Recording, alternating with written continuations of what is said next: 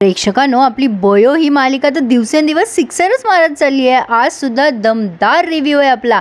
बयोला तिथे ठेवून घेतलंय त्या मोगल काकूनी आणि या दोन्ही पोरींना हकलून लावलंय। बयोला मात्र फार वाईट वाटत असतं त्या दोघींसाठी। बरं, या दोघी अतिशहाण्या बाहेर गेल्यावरती विचार करताय कुठे जायचं। त्यातली एक मुलगी म्हणते ती अंकिता, आपण हॉटेलमध्ये राहूया, उद्या जाऊन बघूया एखादा फ्लॅट। मग ती दुसरी म्हणते हे तर अगं नको नको, फ्लॅट बीट नको, माझ्या आईवडिलांना कळालं ना मी फ्लॅटमध्ये राहते स्वतंत्र तर ते तिथे येऊन राहतील माझ्यासोबत आणि माझ्या प्रायव्हसीची वाट लागेल, नको नको, आपण दुसरं काहीतरी रस्ता काढूयात। आता ती अंकिता म्हणते अगं पण मला एक कळत नाही आहे, आपण तिथून निघून का आलो, आपण त्या मुलीच्या आधी आलो होतो ना त्या गावंढळ पोरीच्या, मग आपण का सोडले ते घर, आपण तिला सोडायला लावायचं असतं ना, आपण तिला खूप त्रास देऊ आणि तिथून काढून टाकू, बघू कशी पळून जात नाही ते। आणि यांची ट्यूब जरा उशिरा पेटली आहे आणि या दोघी पुन्हा परत माघारी फिरल्या। मोगल काकू बयोला सगळे रूल्स आणि रेग्युलेशन सांगत असतात की इथे कपडे इकडे तिकडे टाकायचे नाही, गाणी मोठ्या आवाजात लावायची नाही। बयो म्हणत असते मोगल काकू मला फार वाईट वाटते हो, तुमचं मी नुकसान केलं ना। मोगल काकू त्यांच्या गोळ्या टाइमटेबलप्रमाणे त्या बॉक्समध्ये लावत असतात आणि बयोशी गप्पा मारत असतात। मोगल काकू म्हणतात वेडी आहेस का गं, माझं काय नुकसान व्हायचं, त्या दोघीजणी गेल्या परत दुसऱ्या कोणीतरी येतील, अगं ही मुंबई आहे मुंबई, इथे काही अशा जागा रिकाम्या राहत नसतात, एक गेली की दुसरी येईल, त्यात काय एवढं, तुम्ही आजकालच्या पोरी फार तापट आहात बाई, सळसळतं रक्त आहे तुमचं, लगेच उसळतं राग आला की आणि शांत पण होतं, बघूयात आता त्यांचं केव्हा शांत होतं ते। आणि लगेच दार वाजतं, मोगल काकू बयोला दार उघडायला सांगतात आणि त्या मुलींना म्हणतात जा आता गपचूप झोपून राहा, म्हणजे न बघता बोलतात। त्यांना तेव्हाच कळलं होतं की या दोघी माघारी येणार, पण या दोघींना बयोच्या फणसाचा प्रॉब्लेम आहे। त्या म्हणतात हा फणस इथेच राहणार आहे का, बयो म्हणते नाही नाही कापणार आहे ना मी फणस, पण पिकू तर द्या, आमच्या गावाकडे लई फेमस असा हा फणस, कुठेच तुम्हाला शोधून सुद्धा सापडणार नाही बरं का। आता या मोगल काकू म्हणतात मग वाट कसली बघतीये, काप की तो, तुला कापता येतो ना। आता ही बयो म्हणते हो तर माझ्या आईने मला शिकवलंय फणस कसा कापायचा, सगळी कामं कशी करायची। माझी आई नेहमी म्हणायची कोणत्याच कामाला लाजायचं नाही, जे काम दिसलं ते पटकन करायचं। कोयता कुठे मोगल काकू, आता बयो गप्पा मारत मारत कोयता आणायला गेली आहे आणि या पोरींना बयोचा काय एवढा कंटाळा आला मला कळत नाही आहे। मोगल काकू म्हणतात कोणाचं कोणा वाचून अडत नाही एवढं मात्र नक्की। अरे आपल्या रमाकांत शेठची एंट्री झालेली आहे बरं का, एकदम शहरी बाबू हो गए है वो। रमाकांतला बघून मला गोविंदाची आठवण झाली आहे। असो, आता रमाकांत गौतमीला काही पैसे देतोय, गौतमी म्हणते ओ भाऊजी पैसे द्या। आता रमाकांतने काही फंडचे पैसे दिलेत, म्हणजे गौतमीला घर बसल्या चांगला सोर्स मिळाला आहे कमाईचा असं म्हणायला हरकत नाही आहे। त्यात 1000 कमी असतात म्हणून ती रमाकांतला झापायला लागते। रमाकांत म्हणतो काय वहिनूंनू, अहो माझ्यावर विश्वास नाही का तुम्हाला। नंतर ती म्हणते मोजा 1000 कमी आहे। आता 1000 खरंच कमी असतात। रमाकांत म्हणतो ते काही आहे ना वहिनीनू, माझ्याकडे ना म्हणजे मला काही पर्सनल काम होतं म्हणून 1000 रुपये घेतले मी। आता गौतमी म्हणते द्या ते वापस, आणि मी तुमची वहिनी नाही आहे, मला मॅडम म्हणायचं मॅडम। रमाकांत म्हणतो असं काय करता वहिनीनू, मी इतका चांगला धीर आहे तुमचा, तुम्ही म्हणताल तसं ऐकतो, होला हो करतो, असं का वागवता तुम्ही मला। गौतमी म्हणते मी गौतमी आहे गौतमी, मी ओल्या गवताला सुद्धा आग लावू शकते, रमाकांत काय चीज आहे। 1000 रुपये हातात घेते आणि म्हणते आता प्लीज म्हणायचं, मग हे पैसे घ्यायचे। आणि रमाकांतला खूप राग येत असतो गौतमीचा आणि तो प्लीज म्हणतो आणि मग गौतमी त्याला पैसे देते। तेवढ्यात आरव तिथे येतो, कुठली तरी छानशी डिश त्याने बनवलेली असते। मम्मा हे टेस्ट करून सांग ना कसं झालं।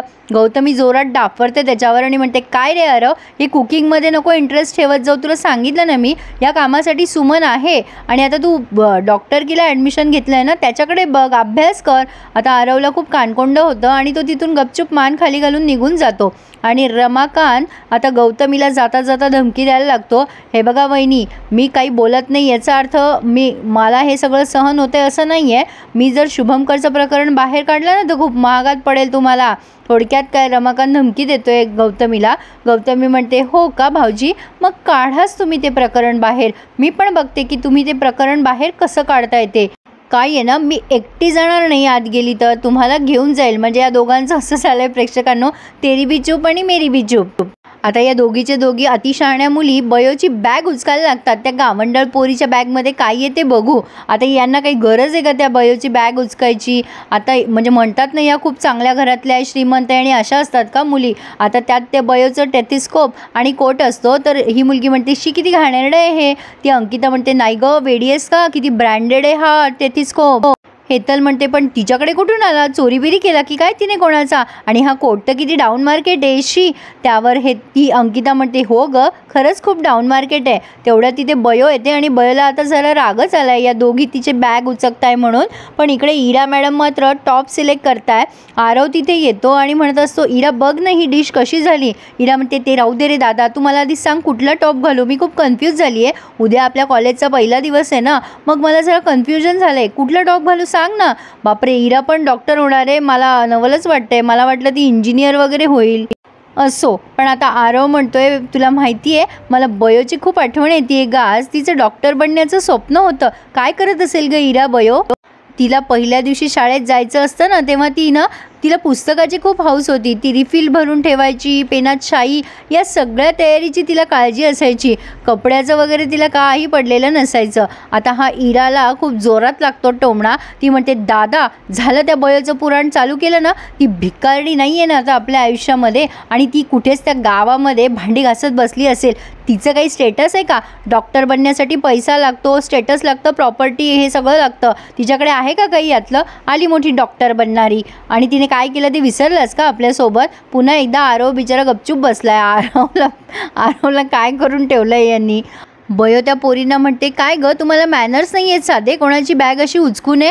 या मुली म्हणतात आम्हाला मॅनर्स शिकू नको, आमचे आईवडील खूप प्रतिष्ठित डॉक्टर आहे. बयो म्हणते तुमचे आईवडील प्रतिष्ठित डॉक्टर आहे म्हणून तुमची ओळख पटत नाही. आपली ओळख आपल्याला स्वतःच्या कष्टाने बनवावी लागते.